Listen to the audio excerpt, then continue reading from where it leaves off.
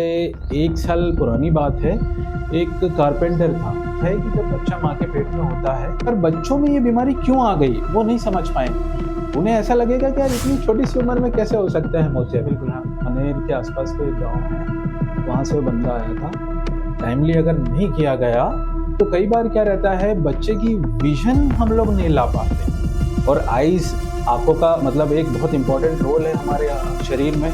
और किसी की नज़र जाना ये बहुत उसके लिए ऐसी चीज़ हो जाती है कि वो हर तरीके से मतलब मायूस हो जाता है। तो मैं ये कहूँगा कि इसका टाइमली ट्रीटमेंट अगर होता है तो हम 90% ऑक्यूपेशनल हजार्ड को 100% ठीक कर सकते हैं। एक इंडिया का एक केस था, तो उसमें एक बच्चा पेरेंट्स लेकर आए थे। यहाँ पर माँ बाप को थोड़ा सा ज़्यादा ध्यान देना पड़ता है कि बच्चों में अगर नज़र कमज़ोर है तो आप अवेयर रहिए। तो इसी श्रृंखला में आज हमारे बीच में है हमारे सबसे पहले गेस्ट डॉक्टर प्रमोद भुमरकर जी।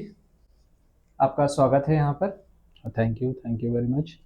मैं डॉक्टर प्रमोद भुमरकर, नेत्र रोग विशेषज्ञ। मैं हरदा में लगभग 12 सालों से हूँ। 2012-13 के आसपास मैं हरदा आया था और मेरी जो पहली पोस्टिंग है वो आपके यहाँ जिला अस्पताल हरदा में हुई थी। 1-2 साल करने के बाद में फिर मुझे चूँकि जगह अच्छी लगी, इसीलिए मैंने हरदा चूज़ किया। तो मैं मान के चलिए पिछले 10-12 सालों से आपके हरदा में हूँ। बाकी प्राइवेट प्रैक्टिस करते समय मतलब मुझे कम से कम 10 साल हो गए हैं।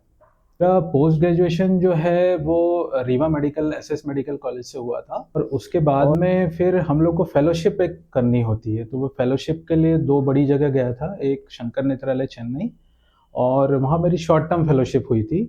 उसके बाद एक लॉन्ग टर्म फेलोशिप हुई है मेरी गुजरात में राजकोट में। आपका एक लंबा सा एक सफर रहा है प्रैक्टिस का, तब जाके आप यहाँ पे हरदा पे आए और उसकी सेवाओं का मिलते रहे। डॉक्टर साहब, मैं जानना चाहता था कि हरदा वैसे भी कृषि प्रधान क्षेत्र है, यहाँ पे बहुत सारी पेस्टिसाइड, फंगिसाइड, केमिकल का इस्तेमाल किया जाता है। इस क्षेत्र में क्या प्रभाव पड़ता है आंखों के में? हाँ, यहाँ पर जनरली क्या है, जब हम किसी भी चीज़ को फसल को बचाने के लिए कई बार पेस्टिसाइड्स या कुछ ऐसी चीज़ यूज़ करते हैं तो उसका बहुत ज़्यादा यूज़ भी कई बार हमारे आँखों को भी नुकसान पहुँचाता है। तो हम लोग डेली लाइफ में कुछ कई बार ऐसे केस देखते हैं जिसमें पेशेंट भागते हुए आता है कि भाई मेरी आँख 2-3 दिन से लाल हो रही है, पानी आ रहा है, मेरी नज़र भी एकदम धुंधली हो गई। तो पेस्टिसाइड्स में कुछ केमिकल्स ऐसे मिले होते हैं, तो जनरली फसल को बचाने के लिए तो उपयोगी है, लेकिन उसकी कुछ मात्रा अगर हमारी आँखों में आ जाती है तो उससे आँखों में ये जो काली पुतली जिसे हम कॉर्निया बोलते हैं, तो इसमें कई बार घाव हो सकता है, कॉर्नियल एब्रेजन हो सकते हैं, कॉर्नियल अल्सर हो सकते हैं। कई बार नज़र धुंधली होती है और कई बार हमने देखा है कि नज़र चली गई है। तो यहाँ जो भी फसल में या इस प्रकार से जो कोई ऐसी चीज़ यूज़ करता है तो उसे बड़ी सावधानी बरतनी चाहिए। उसे गॉगल लगाना चाहिए जो प्रोटेक्टिव ग्लासेस होते हैं। और सबसे बड़ी चीज़ ये है कि अगर कुछ हुआ है तो आप उसके लिए वेट मत करो, आप उसके लिए तुरंत अपने एक आई डॉक्टर जो भी आपके आसपास में है उसको तुरंत दिखाओ। नहीं तो कई बार विजन जाने का यानी नज़र कम होने का खतरा जो है कई बार ब्लाइंडनेस की तरफ भी ले जाता है हमें, कि लोग अंधे भी हो जाते हैं कई बार। आपके पास ऐसा कोई केस आया है जो गूगल से ट्रीटमेंट करा रहा है और बाद में उसकी आंखें खराब हो गई और आपके पास आया हो? अभी मान के चलिए मैंने पिछले वीक ही एक केस देखा था। छिपानेर के आसपास पे एक गांव है, वहाँ से वो बंदा आया था। हालांकि उसका ट्रीटमेंट बहुत सालों से चल रहा है। उसे एक समस्या थी यूवेइटिस। अब यूवेइटिस क्या होता है, आँखों में एक अग्र कक्ष होता है और एक पिछला कक्ष होता है, एंटीरियर चैम्बर, पोस्टीरियर चैम्बर। तो जो एंटीरियर चैम्बर रहता है उसमें जो भी पार्ट्स रहते हैं आई के, उसका इन्फेक्शन था उसे। तो वो क्या है, उसका ट्रीटमेंट ऑलरेडी चल रहा था हायर सेंटर्स में, भोपाल इंदौर से ट्रीटमेंट करा रहा था। लेकिन जनरली एक सेकंड ओपिनियन के लिए किसी के द्वारा मेरे बारे में पता चला तो मुझसे एक ओपिनियन लेने आया था। उसको अपनी बीमारी के प्रति सब कुछ पता था। मतलब ये अच्छी बात है वैसे तो कि आप अपनी बीमारी के प्रति अवेयर रहिए, लेकिन ट्रीटमेंट मत लीजिए उससे। क्योंकि क्या होता है कि जब आप इंटरनेट से कोई ट्रीटमेंट लेते हो तो वो एक कंप्लीट सॉल्यूशन नहीं होता है, वो एक जनरल सॉल्यूशन होता है आपका। तो वो आपको एक जनरल एक मेडिसिन बता देगा कि भाई आप यूज़ करिए। लेकिन कई बार क्या रहता है कि वो जो जनरल सॉल्यूशन रहता है उससे आप लेते लेते कई बार स्पेशलिस्ट के पास जाने में लेट हो जाते हो। अब स्पेशलिस्ट के पास जाने में आप जब लेट हो जाओगे तो आपकी डायग्नोसिस लेट बनेगी। अब आपकी डायग्नोसिस अगर लेट बनी तो आपकी डिसीज शायद एडवांस स्टेज में पहुंच चुकी है। तो अब एडवांस स्टेज में डॉक्टर के लिए भी मुश्किल होगा कि भाई आपने इतना समय लेट कर दिया। अब डॉक्टर जब बताता है कि भाई आप लेट हो गए हो, पेशेंट के लिए भी अच्छी बात नहीं है। और आईज, आंखों का मतलब एक बहुत इंपॉर्टेंट रोल है हमारे शरीर में, और किसी की नज़र जाना ये बहुत उसके लिए ऐसी चीज़ हो जाती है कि वो हर तरीके से मतलब मायूस हो जाता है। तो शरीर का कोई दूसरा अंग अगर इफेक्ट होता तो उतना इफेक्ट नहीं होता, लेकिन आईज अगर चली गई और दो है उसके बाद एक भी चली गई तो भी बहुत ज़्यादा वो मतलब एक प्रकार से अपाहिज महसूस करता है। तो ऐसे केसेस देखे हैं काफ़ी। इसमें एक और बात मैंने देखी है कि शरीर में कई और रोग हो तो इंसान क्या तुरंत डॉक्टर पास भाग जाता है, पर आंखों के प्रति अगर कोई अगर रोग हो गया है तो उसके प्रति वो डिले करता करता जाता है। नहीं, वो एक निग्लिजेंस जो होता है ये नहीं होना चाहिए, और आजकल ये ट्रेंड में है हम लोग, और ये डेंजरस है बहुत ज़्यादा। जैसे मान के चलिए आंखें लाल हुई, पानी आया, खुजली हुई, ब्लर विजन हुआ, तो हम जैसे इंटरनेट पे गए और एक मेडिसिन देख ली हम लोगों ने और हम डालना चालू कर देते हैं। तो अब हो सकता है आपका वो जो रेडनेस था वो कोई ऐसी वजह से था, जैसे आपको ग्लोकोमा हो सकता है यानी कांचबीन, आपको कॉर्नियल अल्सर हो सकता है, ये भी एक वजह होती है जिसमें रेडनेस वाटरिंग होती है। आप कुछ ऐसी ड्रॉप जैसे स्टेरॉइड का हम लोग बहुत बहुत एहतियात के तौर पे इस्तेमाल करते हैं, बहुत जहाँ ज़रूरी है वहीं इस्तेमाल होता है। लेकिन जनरली जब आप इंटरनेट से देखकर या खुद से जब किसी मेडिकल स्टोर पे जाते हो तो आपको वो मेडिकल स्टोर वाला एक स्टेरॉइड पकड़ा देता है। वो जो लाल हुई थी, पानी आया था, खुजली हुई थी उसके लिए। अब वो ठीक तो नहीं हुई, लेकिन शायद उसने और वर्स कर दी कंडीशन। अब आप चूंकि अब डॉक्टर के पास जब 2-4-8 दिन बाद पहुंचोगे तो आपको शायद अल्सर हो गया हो, तो स्टेरॉइड से कई बार अल्सर हो जाता है। इसीलिए कभी भी नेट से देखकर आपको कोई भी ट्रीटमेंट नहीं लेना है। तो इसका तो विशेष ध्यान रखिए। ऐसे काफ़ी पेशेंट है आज, लेकिन मैं यही कहना चाहता हूँ कि ये बहुत डेंजरस है, तो ऐसा ना करें। तो इस पॉडकास्ट के माध्यम से मैं भी करना चाहता हूँ कि सभी लोग इस चीज़ से जागरूक रहें, डॉक्टर गूगल का इस्तेमाल ना करें, जहाँ पे ज़रूरत हो वहाँ पे आप स्पेशलिस्ट की आप सेवाएं लें। डॉक्टर साहब, अब बात करते हैं युवाओं की। जो आप हमने देखा होगा नेहरू स्टेडियम में बच्चे लोग कंटिन्यूसली मेहनत कर रहे हैं, डिफेंस की तैयारी कर रहे हैं, एयरफोर्स में जाना चाहते हैं, सीआरपीएफ में, पुलिस में जाना चाहते हैं, जैसे पॉलिटेक्निक में लोग करने के बाद लोको पायलट बनना चाहते हैं। तो कुछ इस प्रकार के जो जॉब्स है इसमें मेडिकल केस में स्पेशली आंखों की जो जांच होती है, तो इसमें बच्चों को क्या ध्यान में रखना चाहिए ताकि वो रिजेक्शन ना हो? हाँ, बिल्कुल, बहुत अच्छा सवाल है ये। तो ये बहुत आजकल जब भी कोई भी एग्ज़ाम ऐसा होता है, फिर चाहे वो डिफेंस से रिलेटेड हो, चाहे वो कोई क्लरिकल हो, चाहे वो एडमिनिस्ट्रेटिव हो, आई का बड़ा इम्पोर्टेंस है। तो हम लोग जब भी आई टेस्ट करते हैं मेडिकल के लिए, तो हम लोग जनरली 3-4 चीज़ें चेक करते हैं जो कि बहुत ज़रूरी है। तो जिसमें प्राइमरीली एक होता है विज़न, और विज़न होना चाहिए 6/6। 6/6 विज़न आपका नहीं है तो कई ऐसी जॉब है, मैं आपको बताता हूँ थोड़ी देर में, तो जहाँ पर आपको दिक्कतें आएगी। दूसरा हम लोग टेस्ट करते हैं कलर विज़न। तो कलर विज़न जो होता है मतलब कलर पहचानने की क्षमता है। वो कलर पहचानने की क्षमता क्यों है? हमारी आँखों में जो रेटिना होता है, एक पिछला भाग होता है आँखों का, वो रेटिना में सेल्स होते हैं हमारे 2 प्रकार के, रॉड्स एंड कोन्स। तो जो रॉड्स होते हैं वो रात में देखने में मदद करते हैं, जो कोन्स होते हैं वो कलर पहचानने में और दिन में देखने में मदद करते हैं।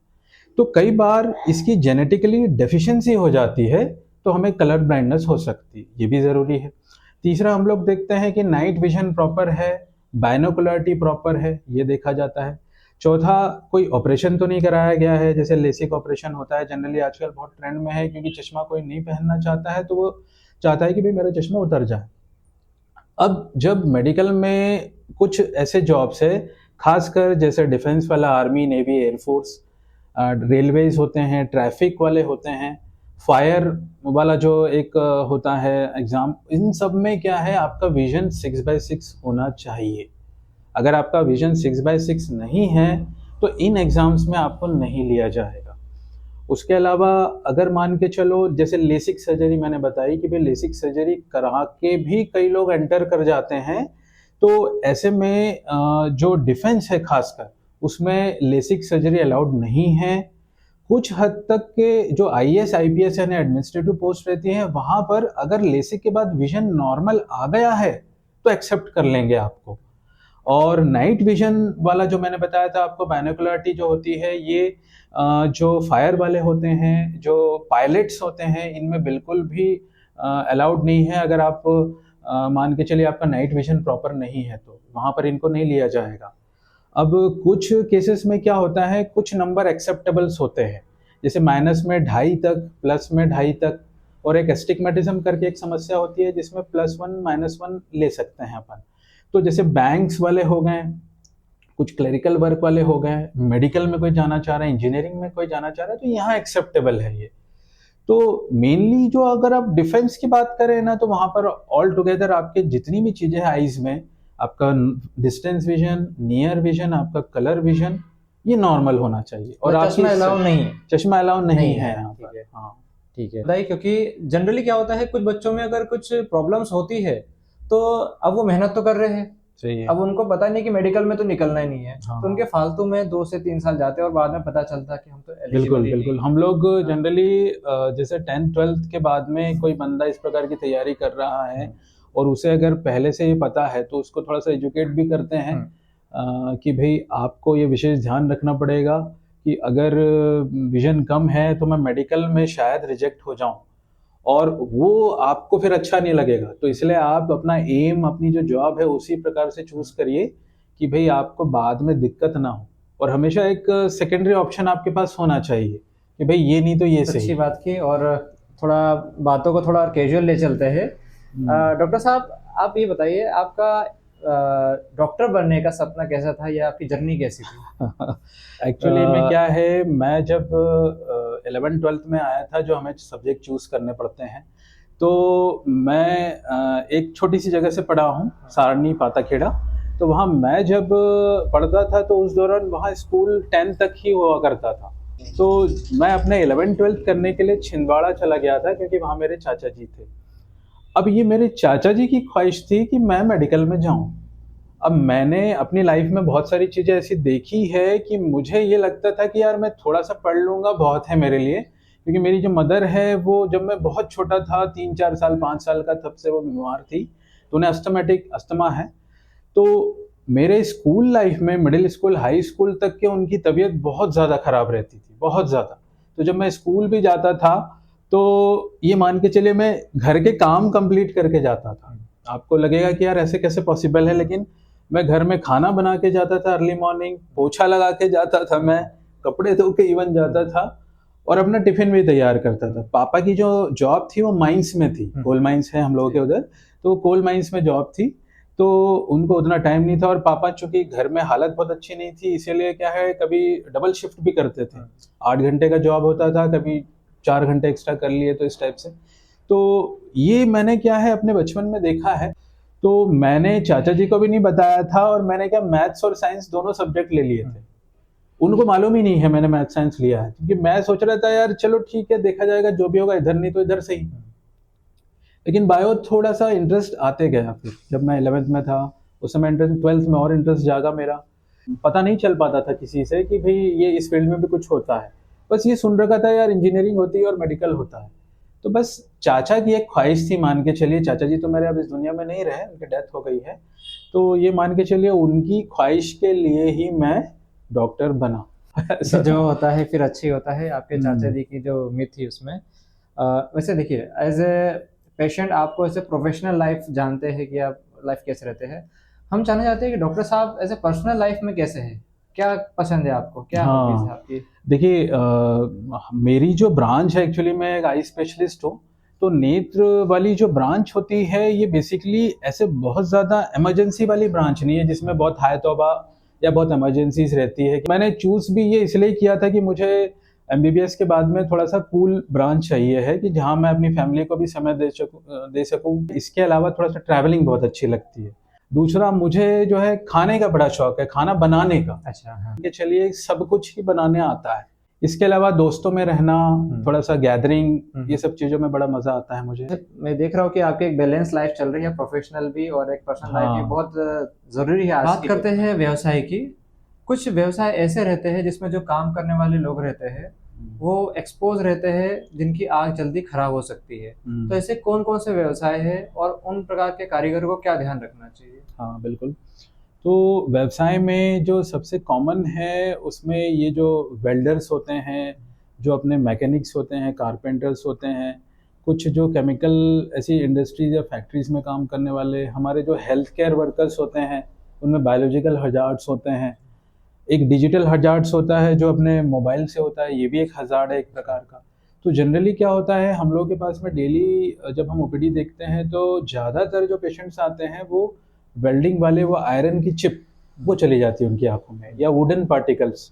तो ये बहुत कॉमन है। तो जनरली क्या होता है, ये जो ब्लैक वाला पोर्शन है हमारा जिसे हम कॉर्निया बोलते हैं, यानी आँख की काली पुतली, इसमें वो छोटी सी चिप आके, लोहे की चिप आके चिपक जाती है।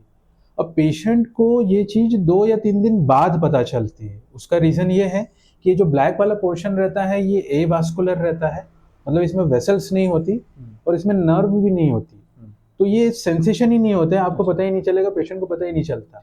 लेकिन वो 1-2 दिन में वो चिप जो रहती है, आयरन फॉरेन बॉडी या वुडन भी हो सकता है, तो वो आँख में कॉर्निया की जो लेयर्स होती है उसमें अंदर चला जाता है। अगर पेशेंट को टाइमली ट्रीटमेंट मिल गया तो उसका विजन भी आप अच्छे से बचा सकते हो और उसके जो सिम्टम्स है वो सबसाइड हो जाते हैं। केमिकल हजार्ड्स में हम लोगों ने कई बार एल्कली बर्न और एसिड बर्न देखे हैं। एसिड बर्न क्या होता है, जैसे कोई मैकेनिक है, किसी गाड़ी की कोई बैटरी निकाल रहा था या घर में कुछ ऐसा वर्क कर रहा था जिससे वो एसिड चला गया, बैटरी का एसिड। एल्कली बर्न होते हैं जो पेंटर्स होते हैं, ये चूना मिलाते हैं, तो चूने में वो जो लाइम होता है वो उससे एल्कली बर्न होता है। और आप मानोगे नहीं, ये इतना खतरनाक है कि ये ब्लाइंड बना देता है जिसकी भी आंख में गया है। और मैंने एक चीज में देखी है कि जो वर्कर रहते हैं बेचारे ज्यादा पढ़े लिखे रहते हैं, हाँ, तो वो केयरलेसली काम करते हैं। बिल्कुल। तो इसीलिए ना इन लोगों को ध्यान देना चाहिए कि अगर कुछ ऐसा हुआ है तो आप तुरंत अपने आई डॉक्टर से मिलिए, और इसमें जितना जल्दी ट्रीटमेंट मिलेगा आपका विजन रिकवर हम लोग कर सकते हैं। कई बायोलॉजिकल हजार्ड्स भी होते हैं। बायोलॉजिकल हजार्ड्स में जैसे मान के चलिए कि कोई लैब टेक्नीशियन है या कोई ऐसी जगह वर्क करता है जहाँ पे इन्फेक्शन बहुत ज़्यादा होता है, बॉडी के फ्लूइड से होता है कई बार, तो इनमें भी कई बार हजार्ड्स होते हैं। ये ऑक्यूपेशन थोड़े से कॉमन है। माइनिंग वाले जो होते हैं, जो माइंस में ज़्यादा वर्क करते हैं, उसमें कोल से कई बार इंजरी हो जाती है।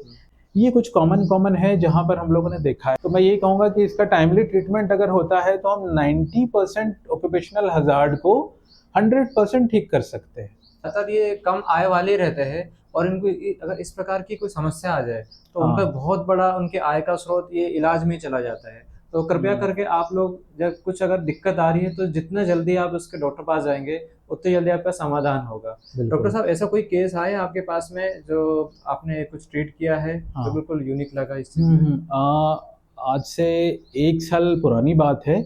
एक कारपेंटर था, तो उसकी आँख में चूंकि काम करते करते वुडन जो कचरा रहता है वो चला गया था। भाई लकड़ी में काम कर रहा है तो लकड़ी का बुरादा और ये सब जाने का खतरा रहता है, लेकिन चूंकि भाई बहुत ही लो सोशो इकोनॉमिक वाले रहते हैं बेचारे, जो लेबर्स रहते हैं, तो ये अपने शरीर पे उतना ध्यान नहीं देते, इनको अपनी फैमिली की चिंता ज़्यादा होती है। तो उसमें एक बंदा था जो मेरे पास में आया, तो उसे वो वुडन पार्टिकल्स गए हुए लगभग 10-12 दिन हो गए थे। जो परेशानी आ रही थी उसने उसके लिए अपने लोकल एक मेडिकल स्टोर से ड्रॉप ले लिया था, जो जनरली नहीं लेना चाहिए, लेकिन ले लिया था, और उसके थोड़े से सिम्टम सबसाइड हो गए थे। आँख लाल हो रही थी तो ठीक हो रही, तो उसे ऐसा लगा कि मैं ठीक हो रहा हूँ, लेकिन जो दवाई मिलनी चाहिए थी ये नहीं मिल पाई। तो जब वो 8-10 दिन बाद मेरे पास आया है और जब मैंने उसे एग्जामिन किया तो मैंने उसकी आँख में ये देखा कि छोटे छोटे कीड़े चल रहे थे। अब यकीन नहीं मानोगे, कीड़े चल रहे थे। तो वो जो कीड़े हैं जिसे हम मैगट्स बोलते हैं, अच्छा, हाँ। तो मैगट्स जो है वो मैं जब एग्जामिन कर रहा था तो मुझे ही करीबन नहीं तो भी 40-50 की तादाद में मिले। वो अपना घर बना रहे थे, मान के चलिए। अब उनमें जब वो अंडे और ये सब देते हैं तो उनकी पैदाइश एक नहीं बहुत सैकड़ों में होती है। तो मैंने कुछ दवाइयाँ डाल के वो कुछ कुछ जो दिख रहे थे वो निकाले, और निकालने के बाद में फिर बाकी का स्ट्रक्चर उसका नॉर्मल था, इसलिए उसके विजन में उतनी प्रॉब्लम नहीं आई। लेकिन अगर वो उसके बाद भी पेशेंट निगलेक्ट करता है इस चीज़ को तो शायद आँख तो चली ही जाती, लेकिन चूंकि हमारी आईज जो है ये हमारे ब्रेन के पास में ही है तो जान का भी खतरा रहता है। तो इसलिए मैं यही कहूँगा कि भाई ऐसी कोई चीज़ है तो आप तुरंत डॉक्टर के पास जाइए। ऐसे कहीं पर भी जाकर आप ट्रीटमेंट ना लें, क्योंकि अगर विजन एक बार चला गया तो डॉक्टर भी आपका विजन नहीं ला सकता। इस चीज बाद में एक चीज में एक निवेदन कर देता हूँ कि जितने जो ठेकेदार और अपने जो काम कराते हैं लोगों से, आप कृपया उनको सेफ्टी के जो डिवाइसेस जरूर दें। हाँ बिल्कुल, हाँ। उनको सनग्लासेस प्रोवाइड कराइए ताकि आंखों में कोई इंजरी ना हो। डॉक्टर साहब, आपने बहुत इंफॉर्मेटिव जानकारी दी है, और ये मैंने देखा है कि मेरा पर्सनल एक्सपीरियंस है और जो बाकी लोग भी गए हैं, जब आपके पास जाते हैं तो आप मतलब 15 से 20 मिनट तो लेते लेते हो, वो जो रोग है उसके बारे में आप विस्तृत तरीके से बताते हो, और जब तक कि वो पूरा सेटिस्फाइड ना हो जाए। हाँ। ये बहुत अच्छी बात है, और बहुत Thank you. कम डॉक्टरों में मैंने देखा है अब तक जहाँ से हाँ। इलाज कराया है। नहीं, एक्चुअली क्या होता है ना, पेशेंट जब आपके पास आता है तो एक मजबूर रहता है बेचारा वो अपनी बीमारी के प्रति। तो हर डॉक्टर को ये चाहिए कि भाई आप उसको विस्तृत तरीके से थोड़ा सा उसकी बीमारी के बारे में समझाओ, क्योंकि शुरुआत से एक चीज़ चलती आ रही है ना कि डॉक्टर ने अगर ये बोल दिया कि भाई आप अच्छे हो, तो वैसे ही अच्छा हो जाता है, आपके ट्रीटमेंट तो बहुत अलग है। तो सबसे पहले तो उसके जो सिम्टम्स जो चीज़ लेकर आया है उसको थोड़ा सबसाइड आप अपनी बातों से ही करो। और दूसरा, हर डॉक्टर को ये करना चाहिए, मैं शुरुआत से ही करता आया हूँ, कि उसकी बीमारी के प्रति आप उसको एजुकेट कर दो। तो उससे क्या है, उसको बाद में ट्रीटमेंट लेने में बड़ी आसानी होती है। क्योंकि मैं एक सर्जन हूँ, तो मेरे मैक्सिमम 90% बीमारियाँ ऐसी है आँखों की जो हम सर्जरी से ही ठीक करते हैं।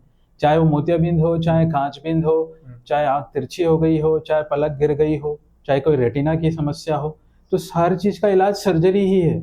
और हर व्यक्ति सर्जरी से कतराता है कि यार डॉक्टर साहब कुछ सक्षम और भी नहीं मिले। रहता है। हाँ, कई बार सक्षम नहीं रहता है। हाँ। तो आप कुछ और तरीका बताइए।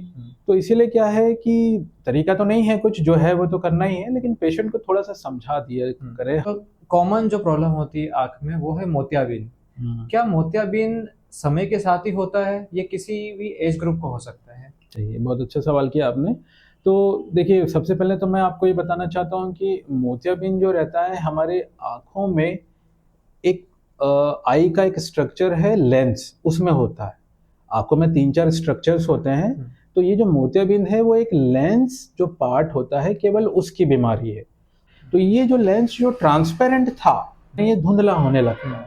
अब ये जो धुंधला हो जाता है, इसके कई सारे रीज़न हैं। तो सबसे कॉमन जो हम जो देखते हैं वो है एज रिलेटेड चेंज। एज के अलावा दूसरे भी फैक्टर्स हैं जिसमें ये हो सकता है।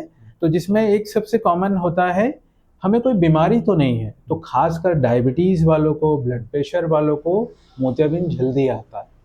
अगर आपने अपनी लाइफ में कभी स्टेरॉइड बहुत ज़्यादा खाई है, गोली के रूप में, इंजेक्शंस के रूप में, तो वो स्टेरॉइड की वजह से, यानी गोली की वजह से भी आपको मोतियाबिंद जल्दी आ जाएगा। आपका कोई ऑक्यूपेशन ऐसा है, जैसे मान लो आप वेल्डिंग करते हो, आपको कभी इलेक्ट्रिक शॉक लगा है, तो भी मोतियाबिंद जल्दी आ जाएगा। आपको अगर किसी प्रकार की डेफिशिएंसी है, कोई न्यूट्रिशन की कमी है, तो भी मोतियाबिंद जल्दी आ जाएगा। रेडिएशंस की वजह से होता है, जो यूवी लाइट होती है, सनलाइट, इसीलिए किसानों में बहुत ज़्यादा होता है। ये बाहर हमेशा काम करते रहते हैं, यूवी लाइट के कांटेक्ट में रहते हैं, तो इनमें वो लेंस बहुत जल्दी धुंधला हो जाता है। और एक होता है पैदाइशी, जिसको हम बोलते हैं कंजेनाइटल कैटरैक्ट।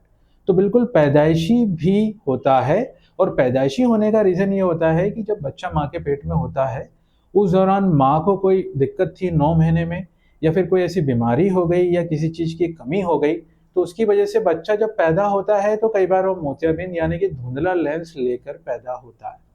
अब वजह कोई भी हो मोतियाबिंद की, लेकिन इसका इलाज एक ही है, यानी सर्जरी।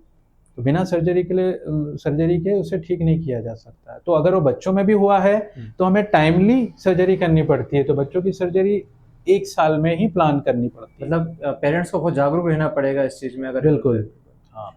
डॉक्टर साहब, ऐसे कोई केस स्टडी है जो आप हमसे शेयर करना चाहेंगे, जिससे ज़्यादा लोग को हम बता सकें कि आँखों की में चीज़ें हम कैसे उसको ट्रीट करें या क्या सावधानी रखें?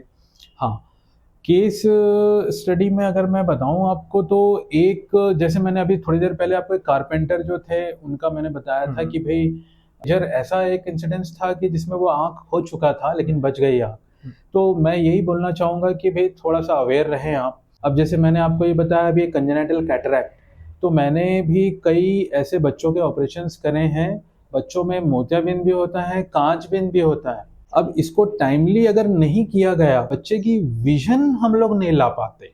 यहाँ पर माँ बाप को थोड़ा सा ज़्यादा ध्यान देना पड़ता है कि बच्चों में अगर नज़र कमज़ोर है तो आप अवेयर रहिए और आप उसके लिए कंसल्ट करिए डॉक्टर से, क्योंकि कई बार क्या रहता है, पेशेंट अगर अनअवेयर है पर बच्चों में ये बीमारी क्यों आ गई वो नहीं समझ पाएंगे, उन्हें ऐसा लगेगा कि यार इतनी छोटी सी उम्र में कैसे हो सकता है मोतियाबिंद। बिल्कुल हाँ। तो कई बार वो अनअवेयरनेस की वजह से ही डॉक्टर के पास लेट पहुंचते हैं, और जब वो लेट पहुंचते हैं और जब हम ऑपरेट के लिए बताते हैं उन्हें कि भाई आप लेट हो चुके हो, तो हम लोग ऑपरेट तो कर देंगे वो जिस स्टेज में आया है, लेकिन विजन आना पॉसिबल नहीं हो पाता है, क्योंकि ऐसी आंख अगर हमने लेट ऑपरेट करी है तो उस आंख में एम्ब्लायोपिया हो जाता है। एम्ब्लायोपिया मतलब एक ऐसी बीमारी है जिसे हम शुद्ध भाषा में बोले तो उसको लेजी आई बोलते हैं। तो वो लेजी आई ना हो इसलिए हमें टाइमली ऑपरेट करना पड़ता है। यानी अगर समय पे आपने इलाज नहीं किया तो एक बीमारी के साथ दूसरी बीमारी भी आ जाएगी। बिल्कुल, वो एडवांस स्टेज में चली जाती है। बहुत सही बात बताई डॉक्टर साहब। डॉक्टर साहब, अगर किसी को आई डोनेट करना है, ऐसे कोई केस हुआ है कि कुछ लिमिट रहती है कि, और क्या पार्ट रहता है जो डोनेट होता है? हाँ, एक मैं आपको बताना चाहूँगा कि आई डोनेशन एक जो है सभी को करना चाहिए। ये है कि हम मरने के बाद आई डोनेट होती है, इसलिए इसमें कोई मिथ नहीं होना चाहिए। कई बार लोगों में मिथ रहता है ये कि मैं अगर आई डोनेट करूँगा अभी, मतलब मरने के बाद, तो हो सकता है अगला मेरा जन्म ऐसा होगा जिसमें मैं बगैर आँख के पैदा होऊंगा या कोई किसी और की आँख मिल जाएगी। ये तो ये आपको सुनने में आया होगा थोड़ा सा। मैं खुद आई डोनेट करना चाहूँ तो मैं 2 लोगों को विजन दे सकता हूँ, मतलब 2 लोगों की मैं रोशनी ला सकता हूँ। जाते आते कुछ देखे जा रहे हो अपने शरीर हाँ, तो ये बहुत एक ह्यूमैनिटी है, एक बहुत अच्छी किसी का लाइफ रिस्टोर करना, मतलब उसकी साइट रिस्टोर कर रहे हो आप। तो मैं ये कहूँगा कि आपको सभी को ही आई डोनेशन करने में नहीं कतराना चाहिए। और दूसरा ये मैं आपको बता दूं कि आई डोनेशन जब होता है तो हम लोग मरने के 6 से 8 घंटे के अंतराल में ही वो आईज निकालते हैं, और आई में केवल ये जो ब्लैक वाला पोर्शन है जिसको हम कॉर्निया बोलते हैं यही निकाला जाता है, ना कुछ नहीं होता। एक फॉर्म फिल करना होता है और अपने किसी परिवार वाले को आप बता दीजिए कि भाई मेरे मरने के बाद में मेरी आंखें निकाल दी जाएं, और ये मात्र 15 मिनट का प्रोसीजर होता है। बहुत सही बात की डॉक्टर साहब। मतलब एक इंसान जाने के बाद भी वो अपनी आंखों से इस दुनिया को देख पाएगा, इससे बड़ी चीज क्या हो सकती है जो जनरली लोग आजकल सोशल मीडिया के माध्यम से देख लेते हो, समझ लेते हैं।